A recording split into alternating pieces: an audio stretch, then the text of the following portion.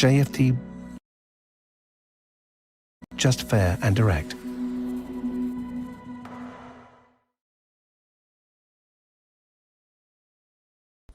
Okay, hello and good morning, everyone. Welcome to JFD Traders Espresso with me, Darius Anucauskas.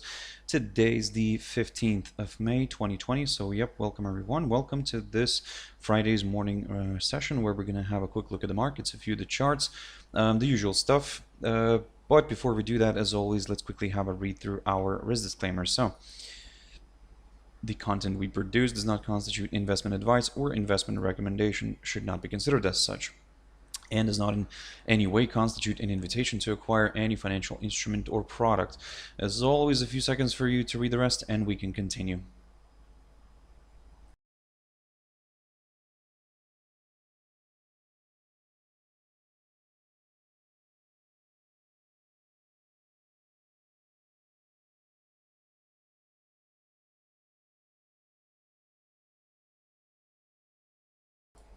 Okay, so also just before we jump into the charts, quick mentioning of our JFD YouTube channel, to which you can always subscribe to in order not to miss any of our upcoming videos, and of course our JFD Bank website and specifically our JFD research page, which we also update on a daily basis. So yep, feel free to visit us here on jfdbank.com and click on the research tab right there on the top.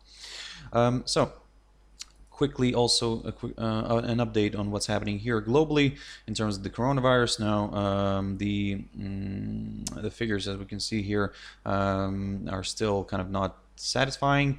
The numbers continue to grow, unfortunately, but if we look at the daily cases, the daily cases have increased sharply yesterday. So we'll continue observing this one, but if we, for example, apply technical analysis on this little chart right here, we can see that probably we are actually stuck in a range. So basically it's not really moving any higher, but if this gets out of the range, then, well, I mean, this could look even worse.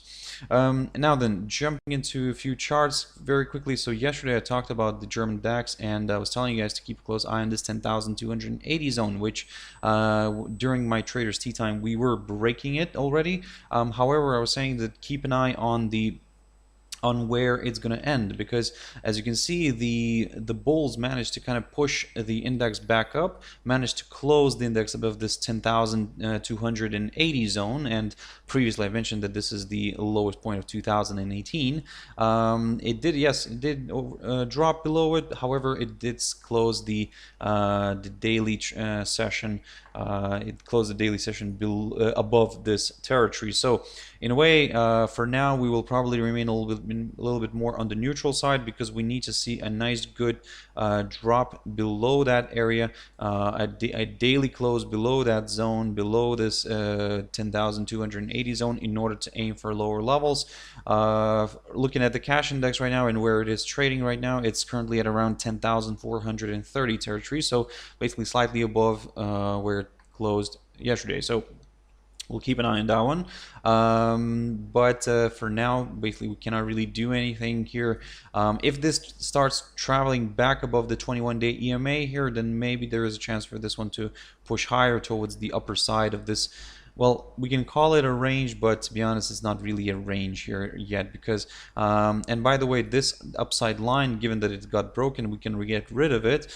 But what we can draw here, and we can try to capture this little high here, and we can draw something like this now, basically. So some of you might say that this, yeah, we are on a downtrend again. So, or well, actually not again, but we're still in a downtrend. So this just kind of proves that it's still struggling to push higher. However, as I've said, if today we get a nice push higher, and if let's say the index remains and closes the week somewhere around here, then there is still a bit of hope for the buyers, maybe to push the index higher next week. So, but again, we would prefer to see a break of this downside line first, And then yes, ideally we would prefer to see a push above this 11,236 territory, which is the highest point of April. And then yes, this would confirm a forthcoming higher high, and maybe more buyers could see this as a good opportunity to step in.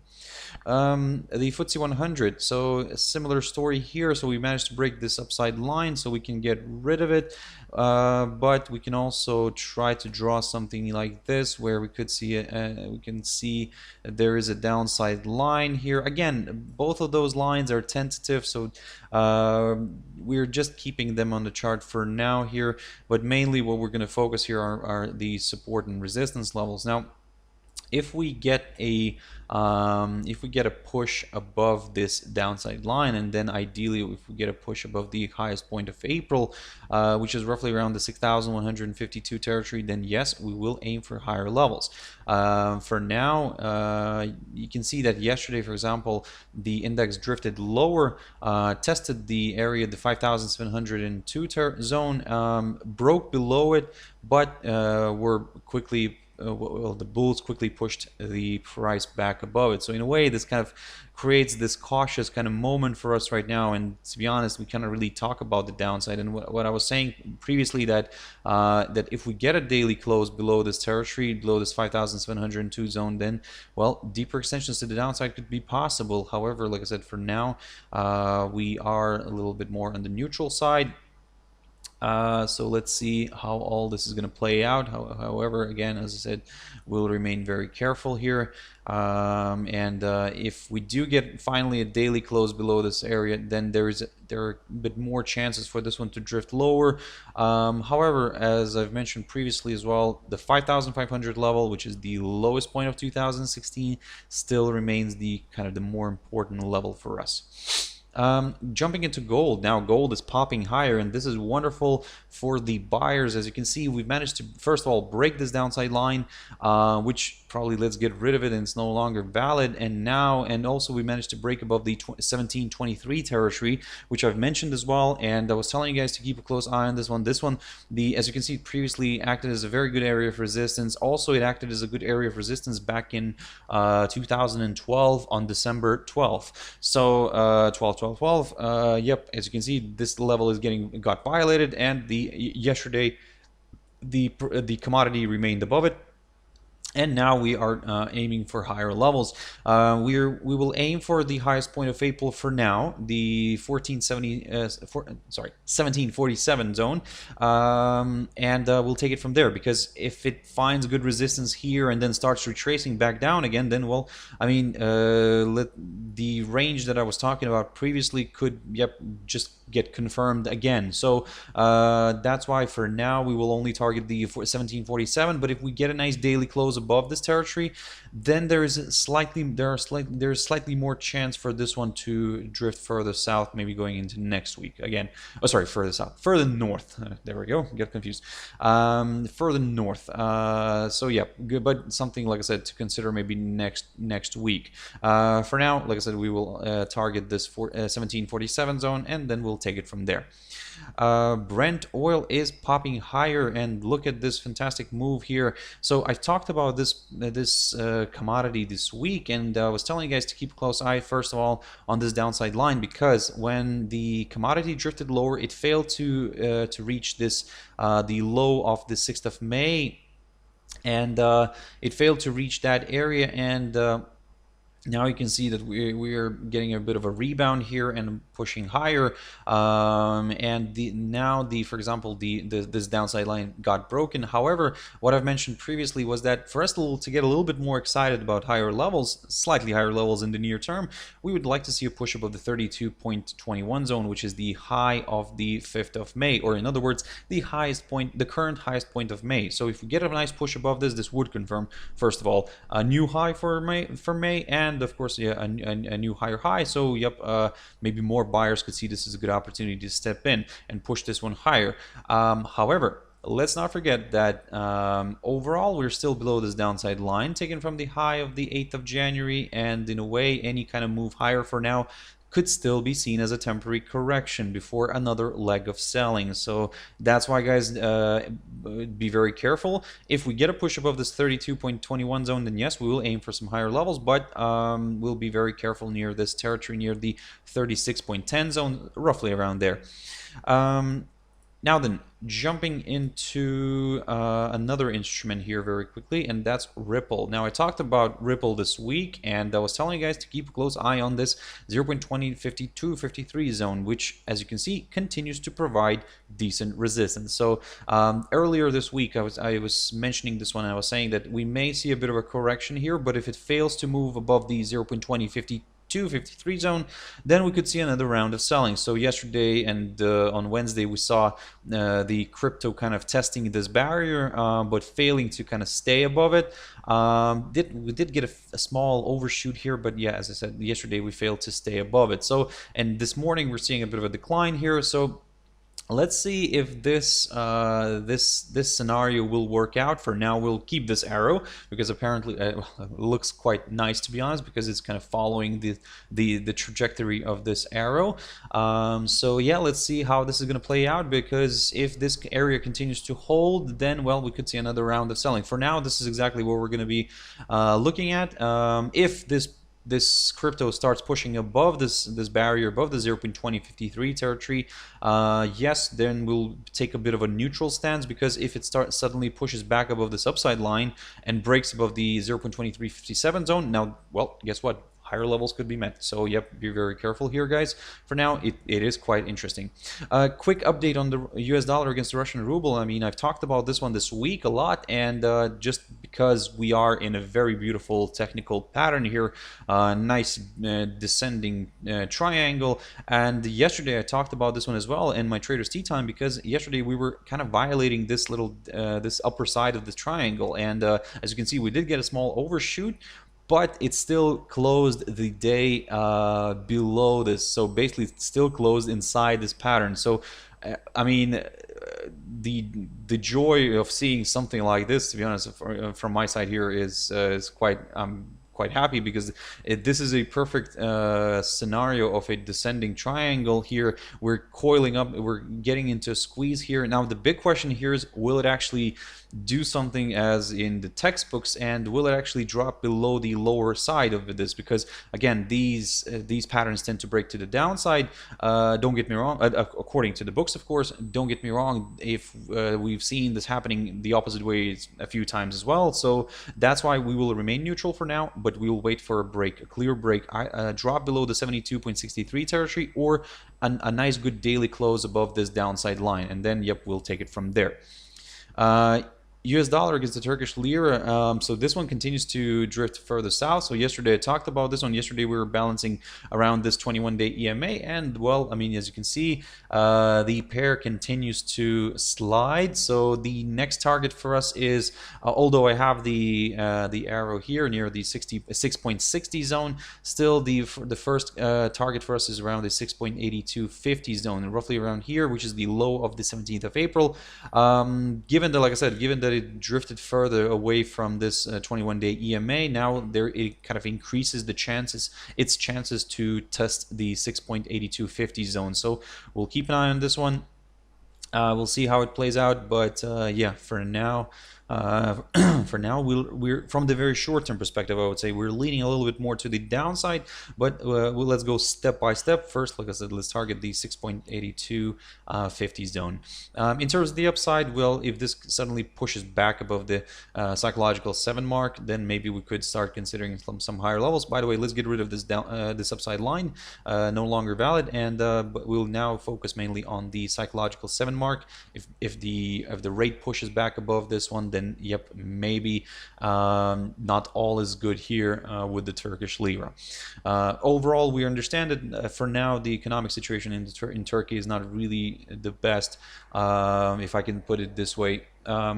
So yeah, that's why we'll carefully target slightly lower levels here, because again, if something comes out in the news that they're struggling with their foreign currency reserves, then well, or let's say they're burning very quickly through their foreign currency reserves, then well, I mean, we could see this one reversing sharply to the upside. US dollar against the Japanese yen. Here I've talked about this one as well, and basically this week I was telling you guys that even if we see a bit of a drop here lower, still this downside line could act as some sort of a trampoline. So we didn't quite reach this downside line, we didn't test it, but we reversed earlier, and now we're struggling with this 107.50 territory. Now I talked about this one because this is the level, this is the break of which we need in order to aim for higher levels again. For now, we will probably remain a little bit more on the neutral side, because preferably, like I said, we would like to see a push above the 107.50 territory, and then we will aim for higher levels. So that's why, guys, for now, be very careful. Let's keep an eye on this level, the 107.50, and if we do get a nice daily close above it, then in a way it increases the chances of a potential move higher. With the downside, it's pretty straightforward. We'll take a very conservative approach and wait for a drop below the 105.94 zone in order to aim for lower levels, because this way a drop below this area would confirm a forthcoming lower low, and yep, more sellers could be joining in. NZD-JPY. Now here I've looked at this one a while ago, as you can see by the arrow is kind of sitting here, but let me just clear up this chart a little bit, and let's start a little bit from the beginning. So for now, the pair is kind of balancing below this downside line, taken from the, let me just quickly put this one, taken from the high of the 16th of January, and in a way, for now, you can see that yes, overall, yes, of course, it's still below this downside line. However, we're from the more of a maybe short-term perspective, we are still kind of ranging here. So basically, it's kind of stuck somewhere around here, somewhere between these levels. Let me just quickly put this on the chart. There we go. So basically roughly around the between the 63.73 zone and the 65.90 territory, so roughly around here.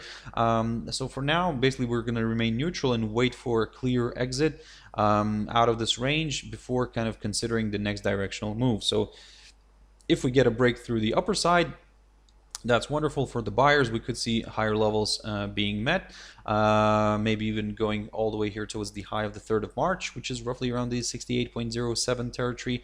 But if this drops below the 63.73 territory, then yes, we will aim for the low of the 2nd of April, or in other words, the lowest point of April, near the 63.09 level. But if a break of that could, yes, open the door towards lower levels. So in other words, guys, for now, we are stuck in a range. So let me just quickly highlight this.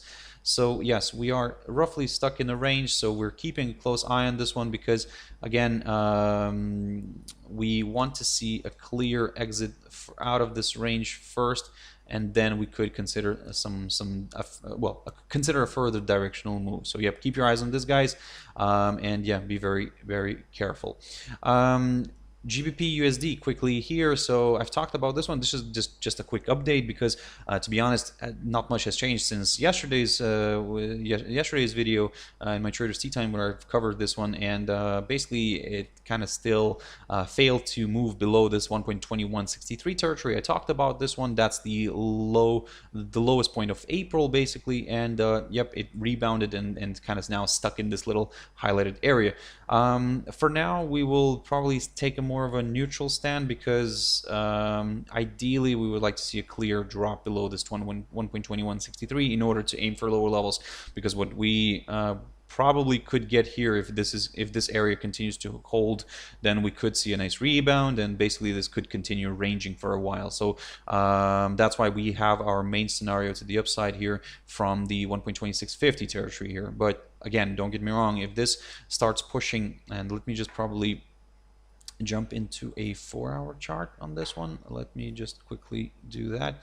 So yeah, if it starts pushing somewhere around here above the 1.2350 zone, then yes, we could maybe aim for higher levels within the range, but still we will be very careful because anytime it could reverse back down. So yeah, for now we are, like I said, neutral on this one. There's a lot of pairs and a lot of market instruments that are kind of ranging right now, so it's not the most exciting maybe time, but some of you might say that this is a double top here, with this one being the neckline. Could be, but again, let's be very careful, because again, we don't want to get caught out here, because also don't exclude, even though we might see maybe a double top here, don't exclude a possibility of maybe seeing a complex head and shoulders here as well, because we could see a rebound here, a push higher, somewhere around here, and then maybe could reverse back down like this basically. So because this could be the left shoulder, two heads, and the right shoulder, but again, that's a bit of speculation here, something to keep in mind, but don't really focus on this too much. Just keep that in mind. So yeah, we do have a lot of things here. So a range, a possible double top pattern here, or maybe even a complex head and shoulders. Excuse me. So that's why for now, probably keep your eyes on this level here. That's why we will take a that's the reason why we're going to be looking at this level, mainly the 1.2163. A drop below this could lead to some further declines. GBP Euro. Now this one is tricky. Now yesterday we were kind of balancing below this range again, and look at this, what happened here. So the bulls managed to push the rate back up here and closed kind of the rate, closed the daily candle above this, or should I say inside the range. Now we're getting another violation, or should I say, we're getting another move lower here. However, again, to be honest, I'm not trusting this until I see a daily close here below this territory. Then yes, I will get a little bit more comfortable with further declines, because this is just flirting, and this is where a lot of traders get caught out. So that's why, guys, for now, wait for this one. Let it show that it wants to go lower, and then yep, we could maybe try to squeeze something out of this one. But if this again stays above this, or should I say inside this range, then well, I mean, maybe the bulls don't want to give up yet here. So we'll be very careful. Now then, jumping into the euro dollar here, here the situation is still the same, not much has changed. We are going to stay neutral for now, because we continue to balance inside this range roughly between the 1.0777 and the 1.0990. So basically this 1.0777 kind of continues to provide decent support. We do have this upside support line, but it's a bit of a tentative one, to be honest. So now, because yesterday we got a break of below this, so in a way, what we're going to do here is probably, well, actually we'll keep it for now. We'll continue monitoring this, because if we get a drop below this upside line, then yep, all eyes are on the lower side of the range here, so which is 1.0 at 1.0777. If we get a daily close below this, then yes, we will aim for further declines, because we don't, yesterday, as you can see, we slightly violated this territory, but then the bulls quickly pushed the pair back up here. However, with the upside, we cannot really talk about the upside yet, and by the way, the upside within the range, because ideally with the upside we would like to see a break of the upper side of the range here, and then we could aim for higher levels. But if this gets a push above the 1.0875 territory, then yes, we will aim for some higher levels, but for now we cannot really talk about anything here.